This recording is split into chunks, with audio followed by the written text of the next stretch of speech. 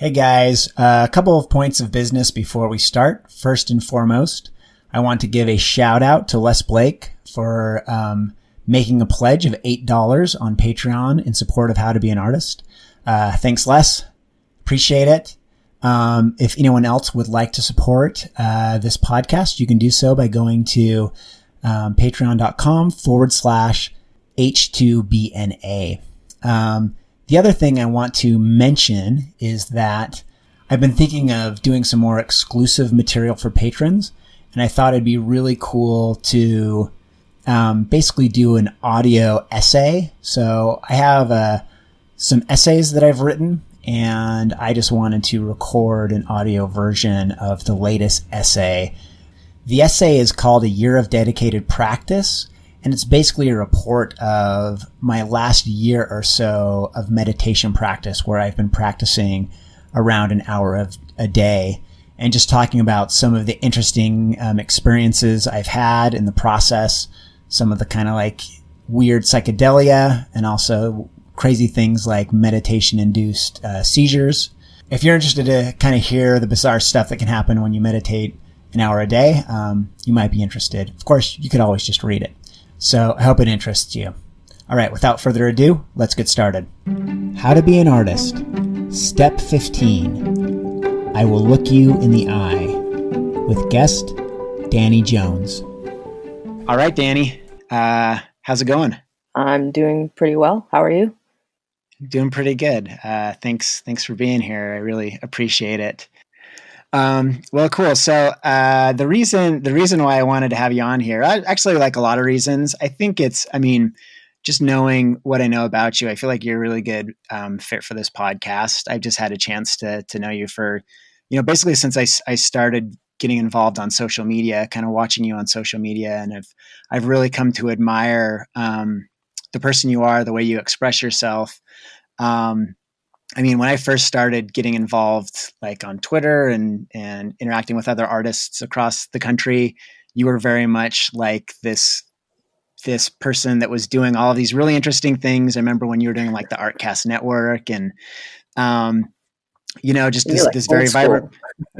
Yes, it's been a while now, but that's always been, I think that's always typified you. Like you're an illustrator, but you're never satisfied just with doing illustration. You always have to have some additional project going on, above and beyond that. So I was pretty surprised when I first met you in person at like Kids Read Comics. I don't know how many years ago. I was surprised that you were a pretty like soft-spoken person, and I was like, wow, this is not the person I expected, and I think that's really interesting. That it seems like you have this part of your personality that's more of like an introverted personality, which is as common with artists, but there's definitely this part of you that like demands to kind of like overcome that, or demands that you have a voice that's like not satisfied with kind of being an introvert. Does that make sense? Like look at these projects you've done. I remember the speech you gave, was it Affirmation where you gave the speech? Yes, Affirmation. Yep. Yeah, which is, for those that don't know, that's a LDS Mormon LGBT advocacy group. Is that accurate to say that? Or how would you describe Affirmation? They probably wouldn't call themselves an advocacy group as much as more like a support group, because they kind of like, they don't really have an agenda really. It's just like they're supporting everyone that's kind of intersects, LDS and LGBTQ. So gotcha. Yeah. So I guess to start, I'm kind of interested in what is it that you see in yourself that drives you to, I guess, speak up even when it may not be within your comfort zone? Well, like I just like think so much. Like my head is just like stirring with so many thoughts and ideas that, I'm either going to keep them to myself until I go crazy, or go off on some Twitter rant, which is probably not helpful, or I need to find a way to like express that. And so a lot of the things that I do are like my attempt to try to like process all these all these things that go on in my life and all these things that are going through my head. So I think I can relate to that. I mean, it can be a little bit overwhelming sometimes. The problem that I always have is like I have all these ideas. Oh man, I should do this. Here's this idea for this comic, and blah blah blah blah blah. I usually find that I just get so overwhelmed, like trying to figure out which thing to focus on. You know, I don't know if that's something yeah, that you run into at all as you're like sorting through all these different ideas. all the time. And I've gotten better at it because like I knew I was like that. And so I've like over the years I've consciously tried to come up with ways to just focus and organize whatever I'm doing. And um it's it's still a huge struggle, but I think I'm better at it now.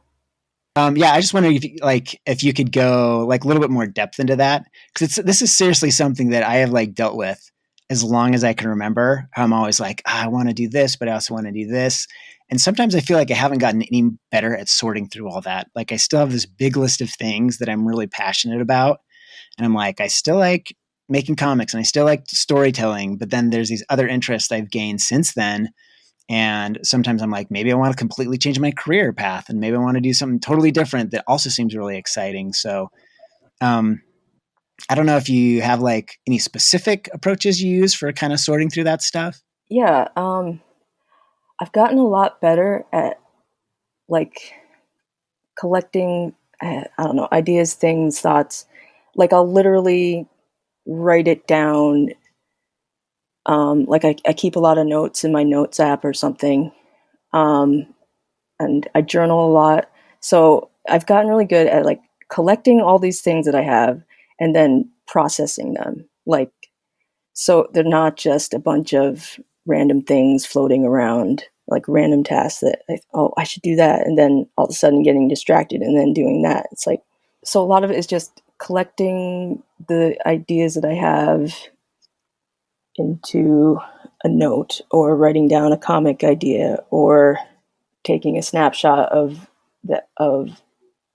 like a thing that inspires an illustration later, and I'll take those things. I have a place for them, and then every morning I sit down and figure out what exactly I want to get done that day. I mean, it sounds kind of a lot simplified, but um, Is that so when you sit down in the morning, will you look at your notes and kind of be like, is there kind of a feeling out what it feels like seems most important? Or is it more kind of a logical thing you do to try to sort out what the priorities are? yes. So like the way I do it every day is I only do maybe like one or two major tasks a day, like, and that's it. And so when you like kind of Hmm. minimize it to that extent, what you have to do should be really important.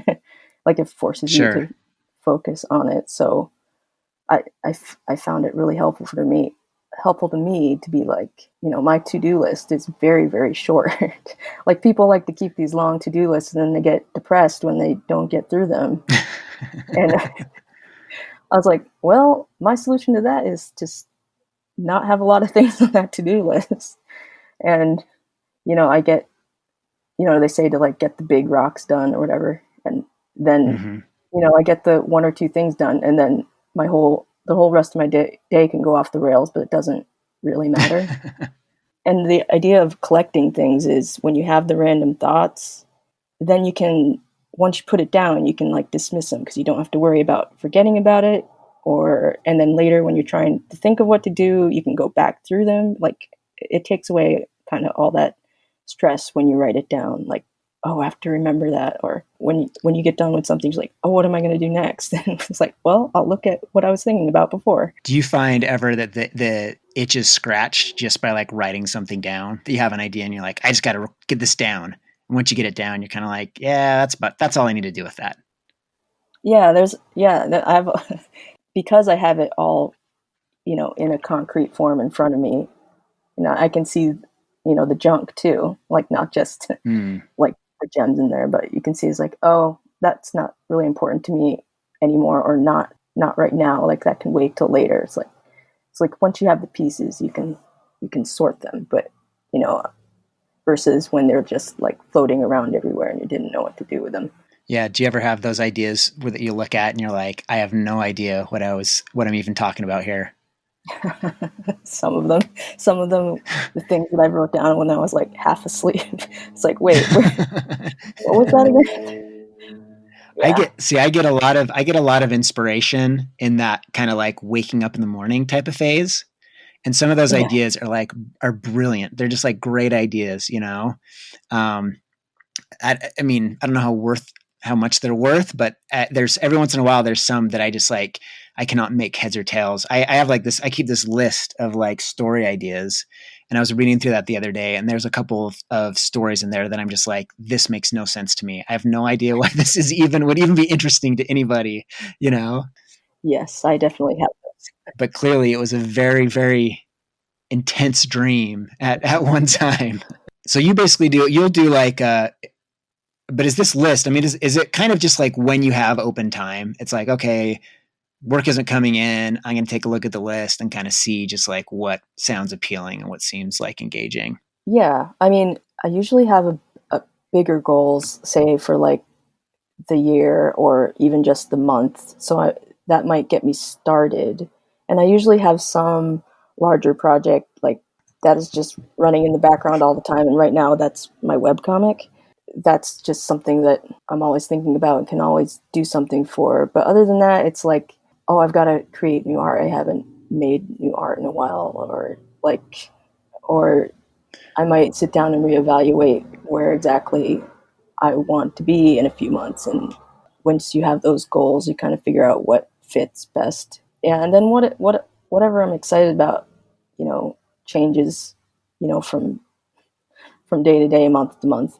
Even if I have these long term goals that they can shift. And now the web comic, is that the one that there's the Minions comic that I was wanted to talk about? Is that part of that ongoing web comic? Yes, it is. And so that's kind of do you have a schedule for that? Like, do you do something once a week, or because I've noticed them here and there, but I can't say I like follow it like regularly. Right. No. It's really, really relaxed. So I have like the goal in my head of about once a month. So it's not often at all. And okay. But like I don't stick to it religiously. Like I think it was 2 months between the Minions comic and the last comic before it. And then in the beginning it was more like 2 a month. But once I got it started, I kind of like relaxed a bit and kind of went to once a month because I didn't want it to be a stressful project. And plus, because of the subject matter, I didn't want to force myself to write out something if I wasn't excited about it, or like a lot of them are like life stories or lessons, but I didn't want to like force myself because then I'm just coming up with like these life lessons, like make something up just so that it sounds good, but it's not really. It becomes kind of contrived, right? So I didn't want it to become that because that comic is important to me, so I didn't want it. Yeah, contrived. That's a good word. Yeah, there's definitely a sense of it being very personal and being like very earnest and well thought through.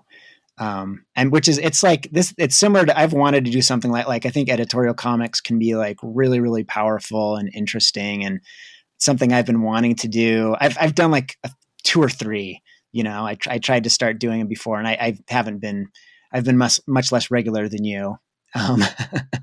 But they keep getting out of hand because I'll start with some idea and it's like, oh man, this is going to be too long.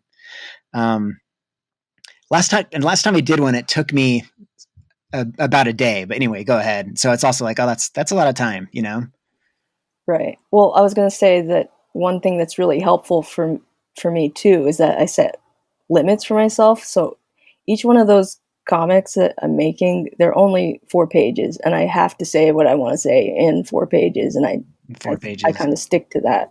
It's kind of worked so far. A lot of it started, like I was saying, I have like all these thoughts running through my head, and it kind of started as things I would want to like rant on Twitter about.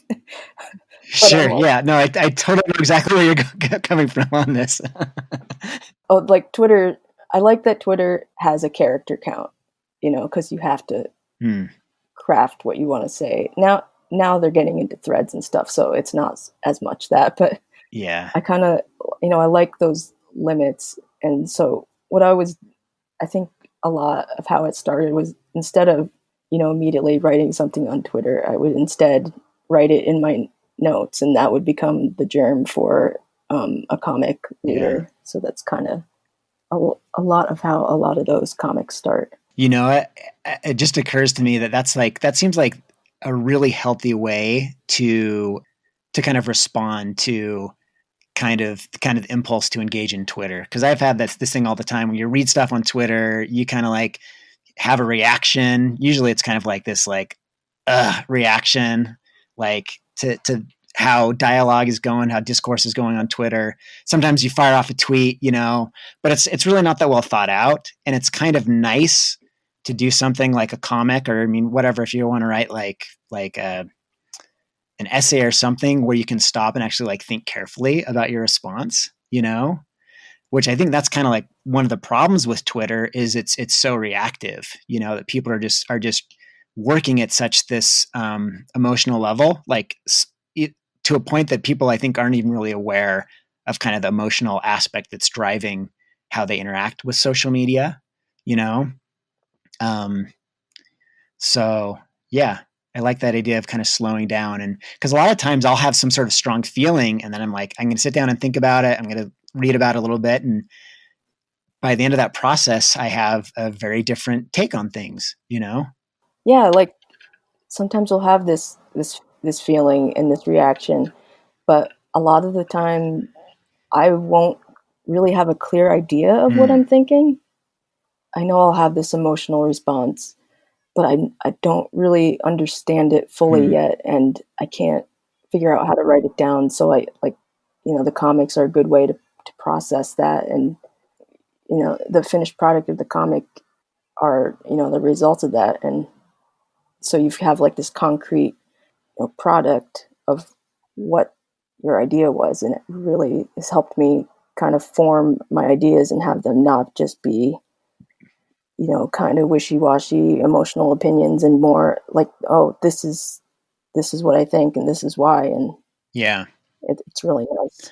I mean, I think there's the limit that you put on yourself, but also the fact that you have to put in some effort to like really express your idea well, like that discipline. Right. I've like been thinking a lot about social media lately, and I've been doing less of it. Like I deactivated Facebook. I'm still on Twitter, but I even notice as I get on Twitter that a lot of times I'm like, I'm going to write this. And then I stop and I'm just like questioning a lot. Like, why do I want to say this? Like, why do I want to engage with this platform? Like, what's driving me? And noticing that there's just this lack of self-awareness I have for myself of like, what's driving that? And I kind of think Hmm. part of it is like there's just this natural desire as human beings to like express ourselves and to be like heard and appreciated by other people, you know? And I don't know if it's Right. because we now live in this really modern world where like we are all isolated people, even worse with COVID, sitting alone in our own homes, that we just don't have like the natural outlets for that human beings once had. And so then like social media appears and we just have this pent up urge to just like vent all of the frustrations we have. And then Right. of course all the stuff going on in social media doesn't make that any better. It usually just like stirs up those emotions more. Yes. Yes, definitely. So I think it'd be cool to talk about the specifics of the Minions comic, because it's something. I mean, it's definitely along the lines of something that I've been thinking a lot about lately. I really like this idea that our propensity as human beings. This is kind of what you point out, and people should check it out. What's the URL of your webcomic so people can check that out, so they don't have to like search too hard to find it. It is everything is going to be okay comic.com. It's kind of long, but I think I still think it's It's a kind of easy to remember, I hope. No, that's an easy one to remember. I love it too. I like the whole idea of it. That's if all of humanity could remember that, if we could just like all be like everything's going to be okay, we may if we weren't could stop convincing ourselves it was all an emergency. But anyway, I just to kind of give people a short idea of it, there's this premise that we've been conditioned through stories and whatever to see kind of bad guys as just there's these minions. They're just these big, massive bad guys that have to be defeated by the good guys, and how that makes for good stories. But when we apply it to real life, we can see it becomes this more like destructive thing where we're looking at real human beings as being kind of disposable or just as being like evil or stupid. Um, so I wonder what you think about this. I feel like there's these kind of two competing ideas out there right now, especially with dealing with disagreement. And one of them is like there's the whole like punch a Nazi idea, where it's like if someone believes something you don't like, especially if it's something really evil like a Nazi, that you need to like literally be violent with that person.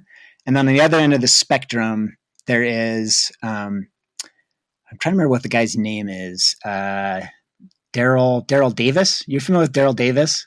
I'm not. No. So Daryl Davis is this black R&B musician, and he's kind of known for being this guy that he's over the years befriended all of these Ku Klux Klan members. And so over the time, through the course of their friendship, he convinces them to leave the Klan. And so he has this room that's just full of like Klan robes as like trophies of all these people that through his friendship, he's convinced to like leave the Klan. So wow. I'm kind of curious, like where do you land on those two extremes as far as like, how do we respond to people that we disagree with, even if we like really strongly disagree with? Okay. Just a light question, a light for you to answer.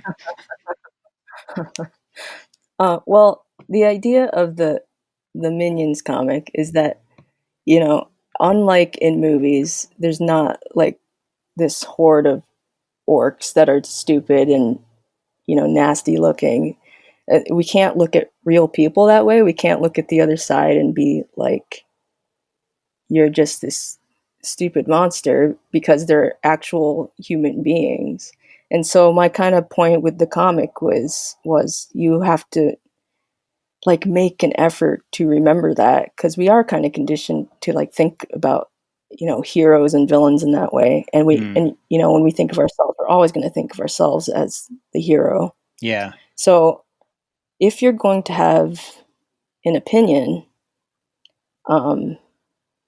you have to be able to look in the face of someone as a human being who has experiences and feelings and families, and just be like, is my opinion worth, like your example, is it worth punching this guy in the face? Like, if I see this person as a human being, is my side of the argument worth it? And like, you really have to, not only see their side, but also evaluate what you're thinking. And I guess where I fall is, I guess there is circumstances where you need extremes, but it's probably a lot less than what we think. Yeah. Like, if there's like a true Nazi in front of me, yeah, I would probably punch him. But like, there's a difference between, it's like, but you have to be willing to look at the guy and ask, is this guy really and truly a Nazi, or is there something else going on? Like, yeah.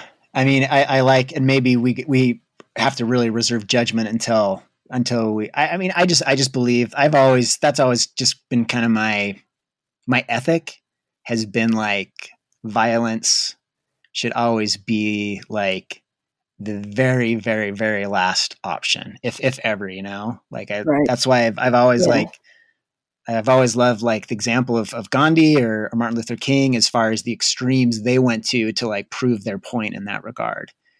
Just that we mess up so many times when we're making that judgment as humans, that we really ought to be much more humble about how good we are at judging who's really a danger, Right.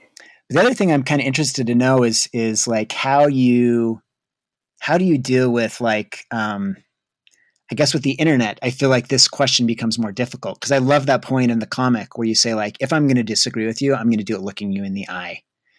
And I feel like in a Mhm. world where we engage so much online, that becomes so much harder. A lot harder, yeah. Um, you know, I don't engage a lot. Well, I don't really engage a lot in terms of fighting with people on the internet. I That's it smart. is really it is really hard because you don't. I think the place where I do engage more would be Facebook, and that's kind of it's not as much in that regard because I do actually know the people there. Yeah. Like I don't friend a lot of people on Facebook unless I know them. And Yeah. then uh and usually it's not to fight, it's more like sharing um it's more like sharing my ideas or my story. It's not so much trying to create conflict or anything. I don't know. Does that make sense? No, it does. I mean, I've been kind of thinking about this. I kind of just recently set like a guideline for myself, and that's don't get in an argument with anyone online that I don't know in real life. Just because it never goes well because I just think about how many times like being on Facebook and I might say some sort of controversial opinion on Facebook, and I always try to couch it in a way that's going to try not to offend people, but inevitably I mean, having grown up Mormon, like my Facebook is very evenly split between very progressive people and like very, very conservative people. So inevitably I'm going to have someone show up that's going to be upset and they're going to make a comment. And then somehow some friend of theirs is going to see the discussion and they're going to chime in. And there's going to be some dude that I don't know at all that's just going to be saying inflammatory stuff on this comment thread. And I just have to say like, I just can't, it's not worth my time to engage with someone that I just don't know at all, Yeah, yeah, I don't do that. I don't I avoid it. You haven't had to set up a specific rule for yourself, but you just kind of avoid that anyway. Yeah, well, I guess the only time I don't know if I've ever really debated or anything online except maybe if I did maybe in a private message, not like in a Hmm. comment thread. Yeah. And even then Yeah. very rarely. That's a better place to do that too, because I feel like you're less vulnerable if you're doing something over via private message. It's like you can just be like two people Yeah. Well, yeah, exchanging ideas, you know. and not randos coming in. You don't feel like you're one of those dreams where you're in school in your underwear, where it's like there's this audience watching you like have this discussion, right? But I think I've been fortunate in that I haven't really if there's people that disagree with me, I haven't had a lot of them commenting. So I kind of like sit there and wait to see if someone will, but no one really does. But maybe what I Yeah. say isn't very controversial in the first place. Sometimes that's a bigger bummer than getting a lot of angry comments is like you post some like really great like comment that's really well thought out and maybe kind of controversial, but you hope to change minds and just no one responds to it. You're like, oh, my mom liked it. I'd be okay Um, with that. yeah. Well, I think you're in a really interesting place too because you're openly gay, which I mean isn't too of a usual of a thing nowadays, but also you are openly LDS, which I think is a really interesting combination. Yeah, And so I can see that it clearly probably opens opportunities for disagreement on both sides of that equation, right? yeah, yeah. So I'd be curious, what do you get more grief for? The being gay thing or the being LDS thing? Well, that's just the thing. I don't know. No one's really expressed grief to me personally. Yeah. If I were to Hmm. if I were to sum up what like the general feeling is, I think being Mormon gets more grief. Yeah. I, Yeah. maybe I don't That know. makes sense to me. Well, I think, and that's one of the reasons why I admire you, because you have the courage to do that, you know, and clearly Oh, I mean, I don't know what your ward is like, but it clearly puts you in a place where, I mean, you're active LDS, right?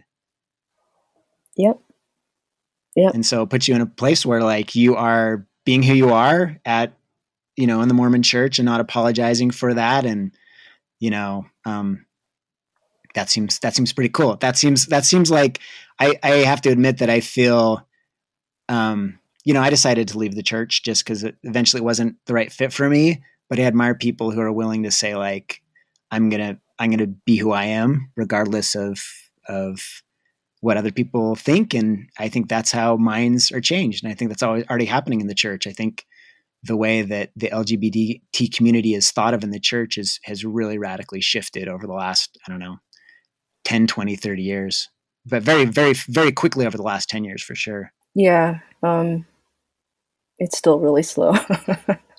Okay. You know that better than me, I guess. No, I would say there is a lot of change, but it, yeah, but when you're sitting in it, it's just really slow. Yeah. I was just gonna say it's just a very organic thing for me right now. It's just like being LDS. I don't know if this will make sense, but the way I'm able to stay is because I know that at any time I could leave and I'd be okay. Like Huh. it doesn't feel forced to stay, I guess, so it makes it easier to stay. And I don't know if that makes any sense at all, but Yeah, that a little bit. I feel like I want to explore that. like I know it's my choice. Yeah. Yeah. You know, I went through a period where I don't think this is different. I think what I'm describing is different, but I went through a period where I kind of felt like, oh, I'm staying here because I want to. And then when I decided to leave, I like realized suddenly saw all this stuff underneath my reason, like that was about doing it for other people. You know, once I saw like having to face family and things like that, and you know, disappointing family, I was like, oh wow, I was really there. A large part of me was staying just because I didn't want to deal with this, you know. Um, but the idea that like knowing you could leave makes you more comfortable about staying, like that's interesting. I wonder if you couldn't like Yeah, it's weird. expand on that a little bit. Like what is it in particular? Like for you spiritually, what is it that it gives you? Well, did you happen to see my other comic with the house? I probably did, but why don't you remind me? Do an audio comic. Do an Okay, audio version of it. So I kind of compare the church as to like a home, like a house. Hmm. And it's kind of like um I when I get older, I realize it has all these cracks in it and it's really weathered down and it's not really sheltering me well anymore. But and then people will say like, well, why don't you move to another house? And I'm just like, because it's my home. Yeah. So that's so I get a lot of because it's the tradition I grew up with. Mm-hmm. So I still get that from it. But beyond that, like if that was the only thing, I'd probably be gone because that's not really enough. I don't think. Mm. I think there's more to it. I get value out of um, going to church and interacting with people and asking questions and learning about God and serving other people. And I still get value from all of that. Kind of my spirituality has kind of evolved to be less about the church, like the institution itself, and it's kind of more about like I believe my presence there enriches everyone else's lives, and I believe that their lives enrich mine. So that's kind of why I still engage with it. Yeah. Yeah, that's interesting. You know, that analogy of the house. I haven't seen the comic yet, but I've actually used that exact same analogy with my daughter. I had a conversation with her where she was asking like, oh, why don't we like go to church? And I said like, well, it's like a house, and it's like, you want to live in a house, but if the house, if it's on fire or if it's dangerous, you can't live in that. You got to leave the house. So mine was a little bit more on the other side of like, it's not safe to be in the house anymore. We got to get out of the house. But I did make the point to her that like, I do wish that we had a house, like I kind of feel like there's something within human beings that really desires something like religion. And I think that's a combination of a lot of things you describe of like wanting to be a part of a community where you feel like you're making other people's lives better, where they're making your lives better. I think it's like about having a sense of meaning of the world, of like a way to understand the world, but like, it's something where I see that missing in my life. I feel a lot of times like I'm camping out in open air because I don't have a house. So, well, like the another part of the comic was that, what you were saying is like, yeah, if the house can't do it anymore, if it's like so damaged, like, yeah, I would go find another house because my home is not, dependent on a building. So that was kind of the point of the comic too. But like, your identity is not like dependent on being completely on being Mormon or LDS. Like there's a part of it that could function outside of that, that kind of the idea. Right. One thing that I think is I've thought about a lot lately too, is that like when we say something, when we're talking about any religion, and actually I kind of had this insight when I was having a conversation with Jersey about Catholicism, and I need to have him back on to have a chat about this, because this was off air when we were having this talk. But when someone says like Mormon, you can be referring to lots of different things. Obviously, you can be referring to the LDS Church. You can also be referring to like a heritage. Like for me, that's really, I feel like that's what being. I still relate strongly to that. Like having a heritage of being Mormon is still important to me. But there's also kind of this way of life, and it's like people going to church, serving each other, and those things are like kind of independent. And so I think sometimes people that are criticizing, they're saying like, hey, how like this, I see issues with the LDS Church, they're pointing out issues with the LDS Church, and what they aren't seeing like the lifestyle and like the positive things that it brings to people's life participating. And I don't just mean just lifestyle is kind of vague. I mean, more specifically, I think even like the rituals of the church, whether it's the sacrament or, going to Sunday school or going to church or whatever, visiting, teaching, what they call like ministering now, that those things, you can separate that from the institution of the LDS Church and say like, oh, there's like positives there. There's positives in the culture. There's positives in like, in people's like morals and how they live their lives, Yeah, I think we're kind of like, a lot of society has lost perspective of that everything is going to be a combination of good and bad. And we kind of want to separate things out into good or bad. But, when I was coming out, I did at first think of it as like a decision between staying or leaving the church. But then just eventually, like, I think the question just occurred to me, is like, well, why don't you just keep going to church? It's like no one's gonna stop you after you come out.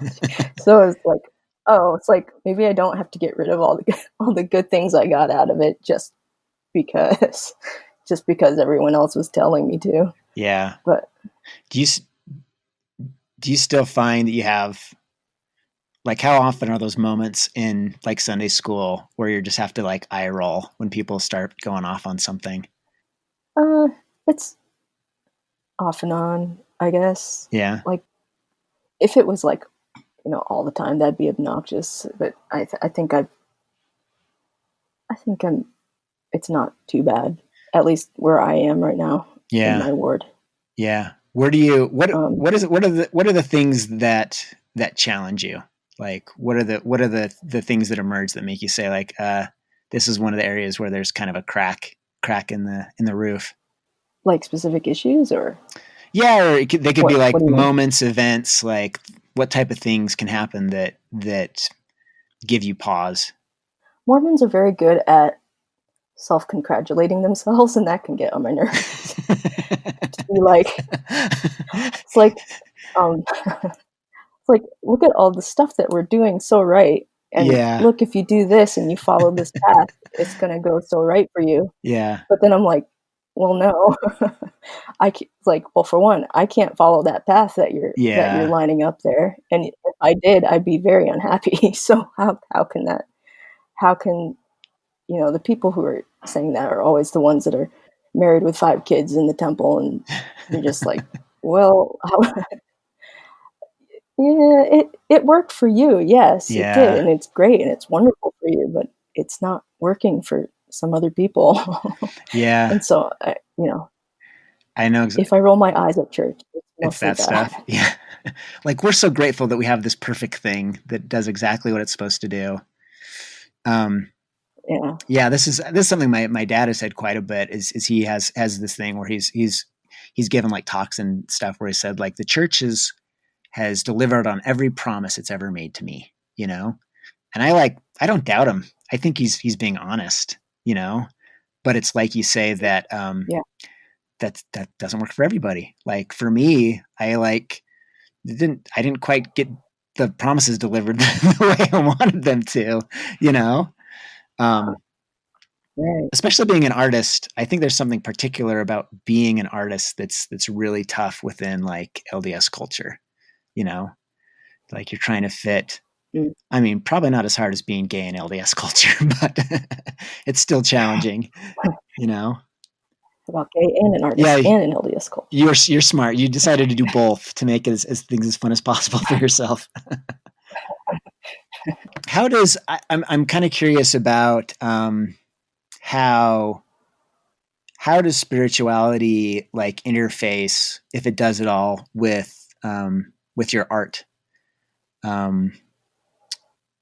Whether that's like how you choose what to say or what you value, or I don't know. How is that? Is there like a connection there between your faith and what you decide to make as an artist?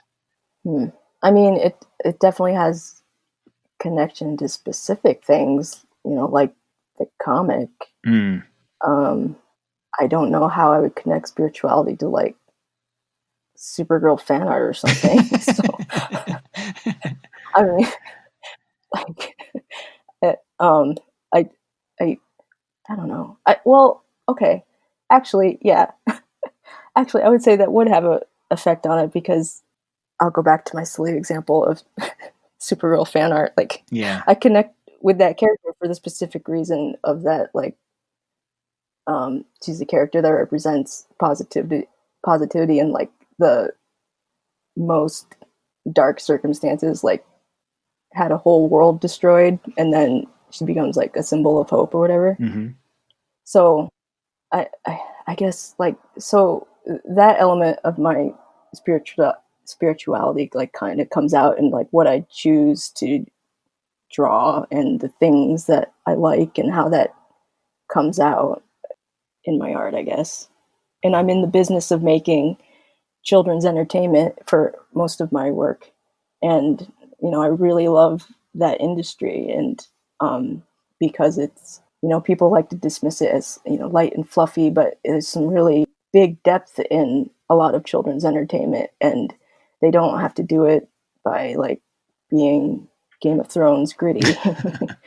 Like, No. like which I think that kind of approach kind of masks that, and like, but there's still kind of that unfiltered view of it in kids' books and kids' cartoons. And Yeah, I think that sometimes like there's kind of the stuff that people say makes stuff adult, and it's really just not.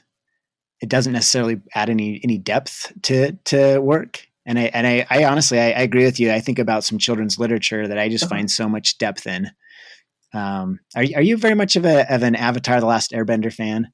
Yeah. Yeah. Okay. I'm a bigger Legend of Korra fan. Okay. I'm familiar with the whole Fair enough. universe. Yeah. I mean, getting back to our discussion before about like how do we deal with people that have ideas we disagree with, and even ideas that we may find dangerous. One of the points of Avatar that I love so much is like how hard he works to try to find a way to resolve the issue without violence. You know, that's really the climax of that story is Aang saying, I don't want to take someone's life. And everyone else is telling him, everywhere he goes is telling him, your only way is to take this guy out, you know? And the fact that he has the courage and to like think creatively enough to be like, I'm going to find a way, I'm going to figure out a way that I can do this ethically, you know? And it's children's literature. I feel like a lot of adult literature likes to have kind of the more grim conclusions to say like sometimes you have to do horrible things type of conclusions, you know? Yeah, I'm not a fan. Yeah. What you're describing with Avatar, it's this exact type of thing that I think of when, you know, when adults are so easy to dismiss cartoons and be like, oh, those are just kids' cartoons. And I'm like, oh, you have no idea. Yeah. You have no idea what you're talking about. I mean, there's I could go off forever on Avatar. It's so well written and there's so many good, like, just like moral, like complex moral exploration in that show. But the other day I was reading like Anne of Green Gables with my daughter too. And just like, I was getting emotional, and it was just like the opening of the book where like, Matthew and Marilla, where Marilla makes the decision basically to like bring Anne home, just like a decision to like take care of her, and just like getting so emotional reading that. And it's such a simple thing, but it's such like this important, like human characteristic to be able to say like, I'm going to decide to be responsible for someone, you know, and to know that like, oh, this is like a lifelong decision you're making to like take care of someone and, you know, be there for them. I'm just like, wow. Like, it was so powerful. Yes, I love it. Are you much of an Anne of Green Gables fan? I am. Yes, I am. Okay, good. And I didn't read the book until maybe a few years ago. Okay. I was like, oh my gosh, I love this book.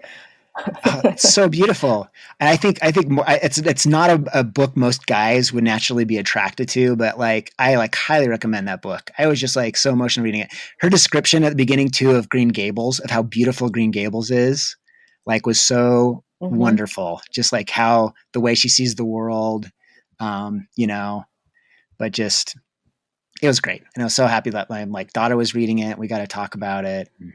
Nice.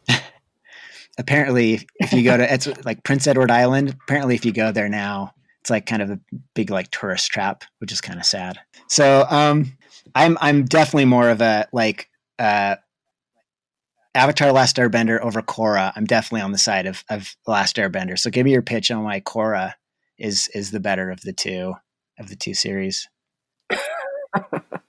I don't know if it's like an actual like quality assessment and more like just like my personal my like what I relate to more, I guess. Okay, I don't know. okay. Like I loved the character Korra from like the first episode. Like I really liked her, and I mean I liked Aang too, but I guess I just relate to the woman more. I don't know. No, that's cool. Well, I even think Aang is not the most interesting character in Last Airbender. So, like, if you put those two against each other, I'd totally be like, yeah, she's a more interesting character. You know, I'm more of like a Zuko. I'm like, Zuko is what really makes Airbender for me, you know. I also watched the series backwards because I got into Korra when it started. So I was like, do I need to watch Airbender before I watch this? Gotcha. And people were like, no, it's okay. So I was like, so I started watching Korra, but then I went back. So maybe it's more like a sentimental thing because it was my first exposure to the whole world. Well, the production quality on Korra is also like on another level, you know. Like, right. That's the one thing when I recommend Airbender to people, it's like it's rough, much rougher in quality when it starts out. Like by the last season, it's like it's much better. But Korra, man, like that the first like Yeah, the whole first season. I mean, it's all just like the animation coming into that. I'm just like amazing for series television, like the stuff you're seeing, you know. Yeah. So it's still Yeah. it's a great series too. I'm not going to put down Korra. I haven't finished it though. No, I like them both too. Oh, you haven't finished it? No, I've watched like the first 2 seasons. That's as far as Oh. I've gotten. So Yeah, the second season was rough. yeah, okay, Third and fourth ones are really good. okay, Second season is my least favorite. okay. But like going back into the second season after you've seen the whole series, there was a lot of important information in the second season. Like some But good setup. I think story wise it was a little not as exciting. So I need to finish it up. I know my daughter's like she's been interested in watching it too. So I need to kind of get back and watch the rest of it. So what is are you kind of percolating on the idea for the next comic you want to do? Like for the webcomic Yeah, or like for the web any comic. comic? For the webcomic. Nope. um, well, I just finished that one, so Yeah. now see, like my approach to this comic so far has been like make a comic, post it, and then be like, oh, I have time because I have in my head like once a month. I only have to do it once a month, Yeah. and then like a month it starts coming around, and then I'm like, oh shoot, I should come up with an idea for that. but like I said before, like I don't like forcing the ideas for that webcomic specifically. So a lot of the comics they just end up being really spontaneous ideas that happened like just a few days before I drew the thing, which is nice because I know that I'm excited about the idea and yeah, I was going to they ask come out you. really quickly. I was going to ask you how like quick it happens between when you get an idea and to like when you post it. Like it's usually like within a week that you'll have an idea, make it, and then post it. Yeah, probably. Yeah. Yeah. So some of the ideas are ideas that already are like half written that maybe I come back to and are like now have formed like a full thought about it. Or sometimes they're just things that just came to me maybe because of a specific thing that happened in my life or in the world or something. Yeah, they'll be really quick usually. And usually I'll specifically wait for that to happen because if I'm just sitting there like writing it, trying to force it out and like rewriting it over and over again, then that's an indication to me that I don't have this thought fully formed yet. Yeah. And I should put that aside. Yeah. So what's the fastest that you ever like kind of had an idea and finished it and got it out? maybe like 3 or 4 days. Okay. I mean, yeah. How long will it take you writing it down? How long will it take you to actually Okay, finish the comic? Like one like four, right? Each installment's like 4 pages. How long will it take you to do one of those? A couple days. Okay. I mean, once it's written. Yeah. Like I purposely also made that comic pretty non-labor intensive. Yeah. Compared to my other work, like it's black and white and pretty simple style. Yeah, that makes a lot of sense. So you'll write them out first, and then you go into the art. I do. Yeah. Yeah, there's still those things are still labor intensive though. I mean, I've always have this idea to do. I have these essays I want to do in comic form, and it's just like, man, sometimes I'm just like writing. I should just learn to be a better writer because trying to explain ideas in comics takes so much work. Yeah, and it's definitely a back and forth. Even though I write it down beforehand, like once I start drawing, I'll be like, I wrote way too many words. Yeah. Or I'll be like, this isn't looking as clear as I thought it would look, and so there's still a lot of shuffling that goes around, but it does go pretty fast for me. How often will you kind of like get halfway through something and just like have to shelve it? Just be like, I haven't figured this out yet, or this isn't quite fully formed. I just got to put this aside for a little bit. That's happened on a couple of the comics that I had for that. Like even writing it all down and then sitting down to draw it, and then I would sit down to draw it and it just wouldn't work. So I have, I think maybe 2 or 3 comics on my computer that are like half drawn and they just never got finished because And, there's lots of, written notes, but Yeah. as far as like getting to the drawing stage and then just feel like this isn't going to work. Yeah. Yeah, I got a few of those. Yeah, I've had quite a few things end up like that too. I actually have, the thing is, I've only done a handful of similar comics, but I have like a bunch of but I need to do what you're doing and just constrain myself and just say like, okay, 4 pages to do this thing. Cause I always want to turn everything into Lord of the Rings, where it's like, suddenly I'm like, I need to do a whole series. I need to do like a 5-part series to like explain everything I want to say, But anyway, I'm really glad that you're doing them. I think they're very charming. I think they're like very expressive of like who you are and your values. And I love seeing them. I need to just go to are you on like Tapas or anything, or do you just have your own webpage where you host everything? My strategy for that is just, I do have the main webpage, and then I just release it to all my social media, and that's all I've been doing. Oh, okay. Yeah, that's cool. So, I think it's really cool to have a project too, where you just do it for the love of doing it,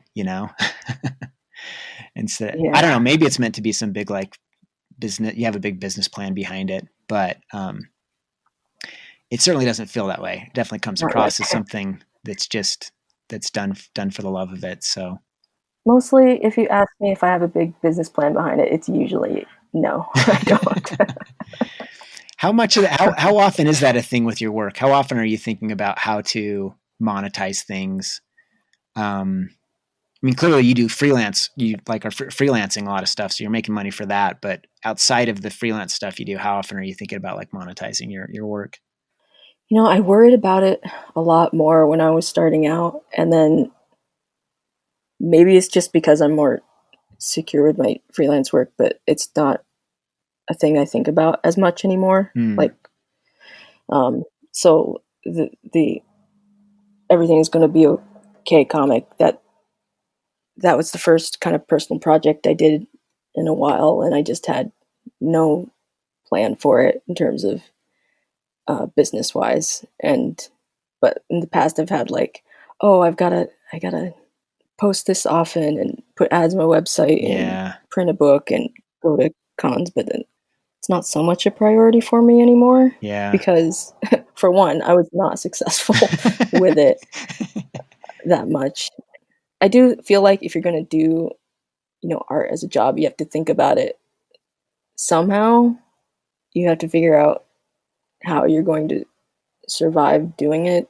But I guess my strategy is the freelance and then just do whatever the heck I want. Yeah, man, I think that's like so healthy. I've gotten so caught up in trying to do that, to trying to be like, I want the intersection between my passion and like making money. I want to do exactly what I want to do, and I want to make a lot of money doing it, and just like fighting like that hustle of trying to like make that work, how exhausting it is, and how it just like killed the fun. It stops being a passion because there's this whole other job that you have to do to make it work that sucks. I think my strategy right now is like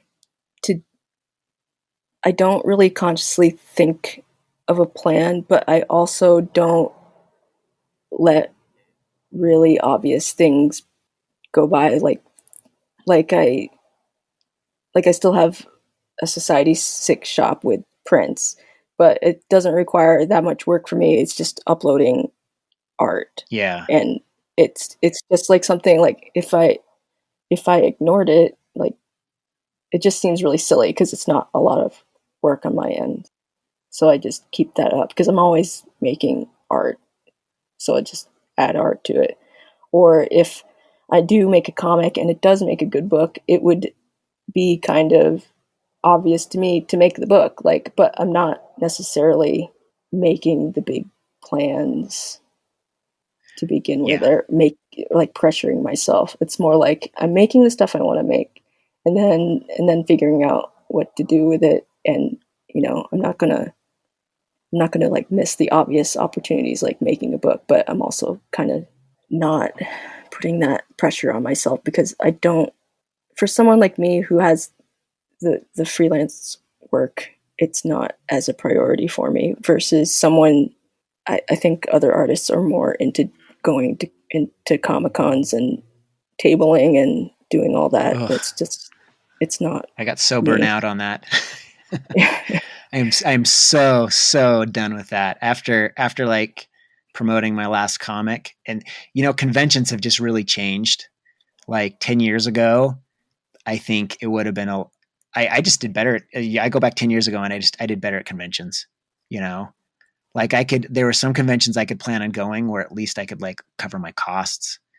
And Right. I don't know what has changed in the culture, if there's more conventions or there's just so many people are out there just creating all this fan art at conventions. But man, it's like I just lost money going to conventions and, just a lot of sitting around. It's not the right crowd either. I'm just not seeing people that are interested in, and there's a few exceptions. Like there's a couple conventions where it's like really high quality, well curated, but man, most of them are garbage, Yeah, I think a lot of growing older and being more experienced in this business is that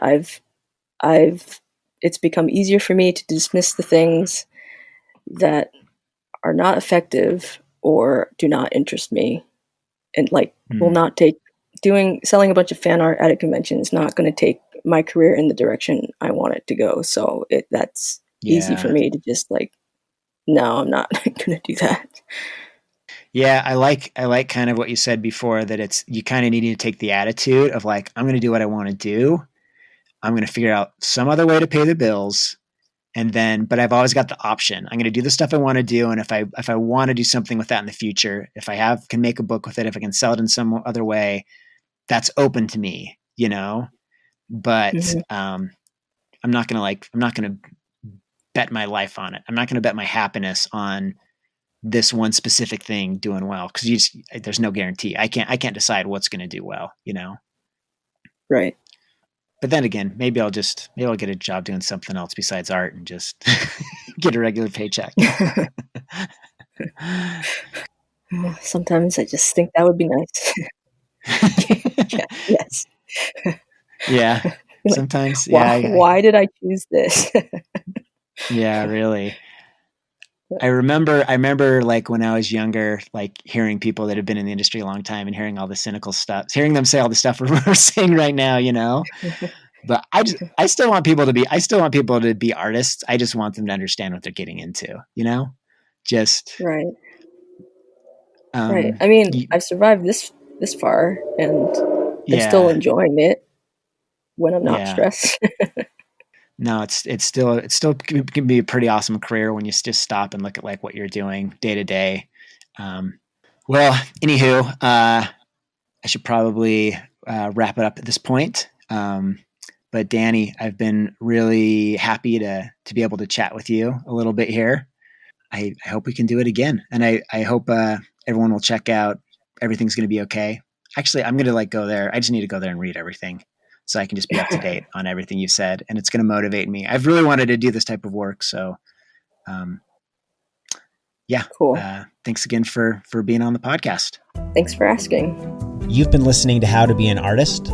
To support this podcast, you can go to patreon.com/H2BNA.